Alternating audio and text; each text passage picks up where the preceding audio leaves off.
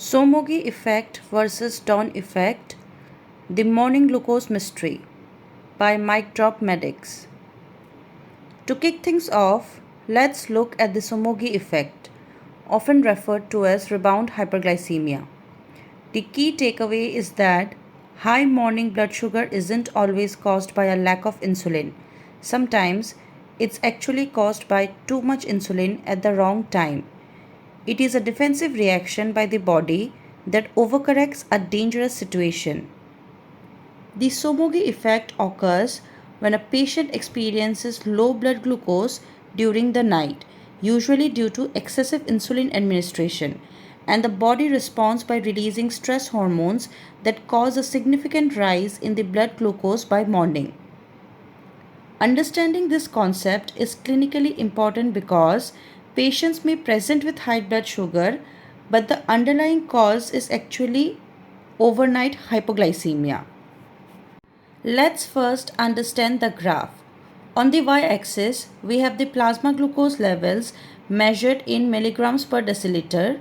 On the x-axis, we have the time of the day starting from evening at 6 p.m. and progressing overnight into the next morning. The purple curve represents the patient's blood glucose, which changes throughout the night. If you follow the graph, look at point 1 around 8 pm to 10 pm. Now looking at the first stage here, excess insulin during night.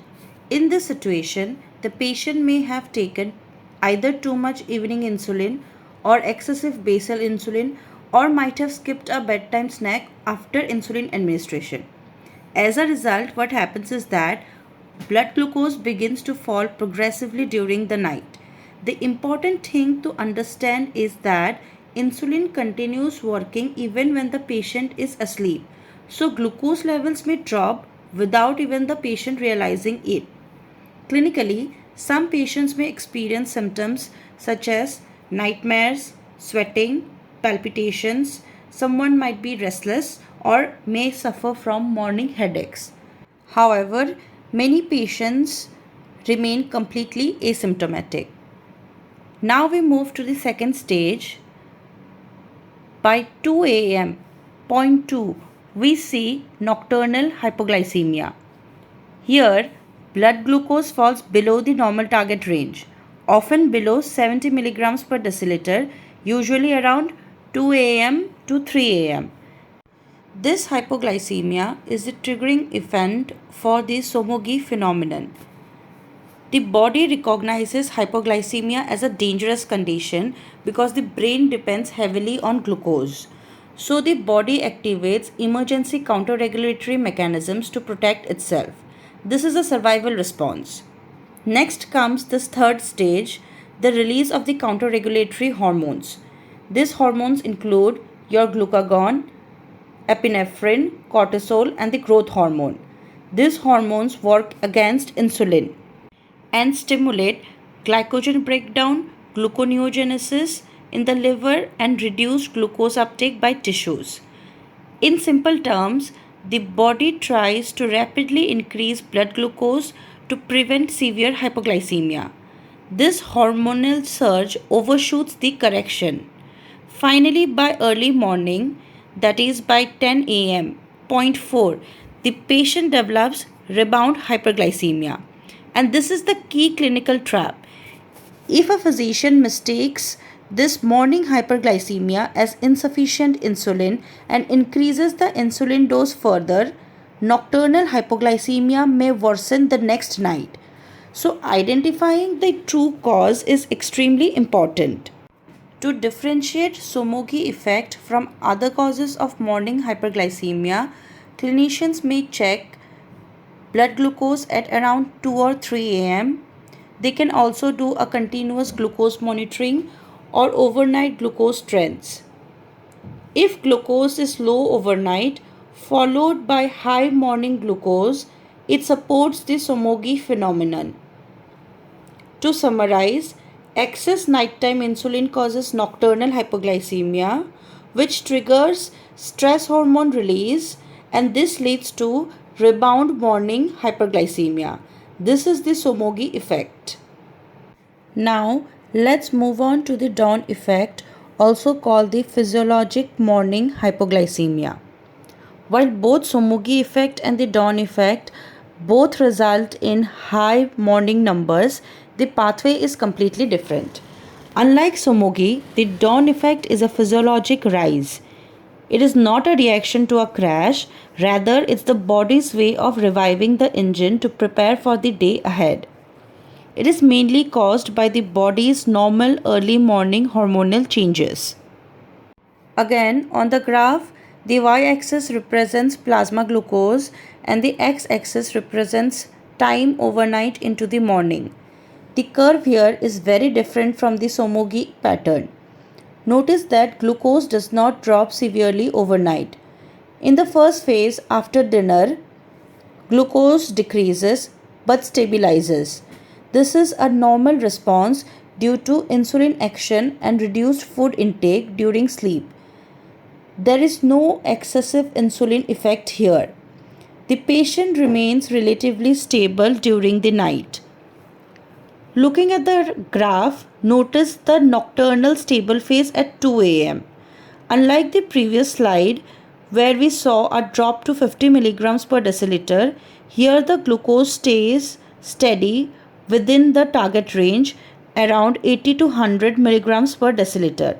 There is no hypoglycemia. This is the primary diagnostic differentiator between the two effects.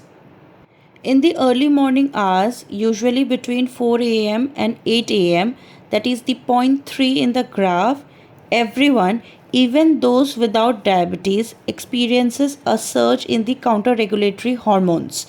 This is our internal alarm clock.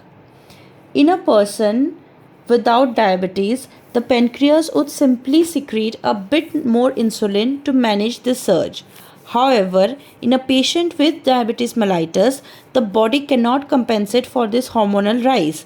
The insulin effect decreases just as the liver starts producing more glucose. Or in other words, the counter-regulatory hormones like glucagon, cortisol, catecholamines and the growth hormone, which are a part of the body's circadian rhythm, prepare the body for waking up by increasing energy availability. This hormones increases hepatic glucose production and also decreases insulin sensitivity. So the blood glucose gradually starts rising. At point 4, that is by morning, we see dawn hyperglycemia, where fasting blood glucose becomes elevated. It's a more gradual slope compared to Somogi rebound.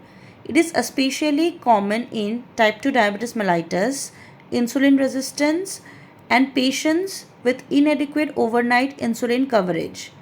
Unlike the Somogi effect, there is no rebound from hypoglycemia. Management differs from the Somogi effect, where dawn phenomena is a steady line that curves upwards, which is stable and then goes high.